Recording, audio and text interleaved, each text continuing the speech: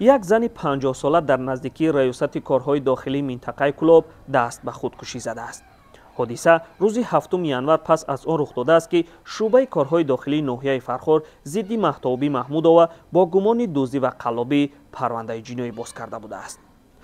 حادثه همین خیل بوده است که او با کدام پسر مناسبت پیدا میکند و به جای عکس خودش عکس دخترش را نشان میدهد و آن پسر به او پول روان میکرده است. پسر میفوتد و پیش از مرگش به خانواده‌اش گفته بوده است که همین خیل کار کرده است. یک منبع دیگر از مقامات انتظامی منطقه کلوب گفت که خانواده جبر دیده از مکان مهتابی محمودова آگاه شده او را میخواهند گرفته به اداره پلیس منطقه کلوب برند تا مبلغ را برگرداند. مهتابی محمودова تا روز دست به خودکشی زدن در دهه بلخابی ناحیه مومن‌آباد در خانه دخترش میزیسته است. به زنگ‌های با تکرار ما نه خود دختر و نه داماد مهتابی محمودова پاسخ ندادند.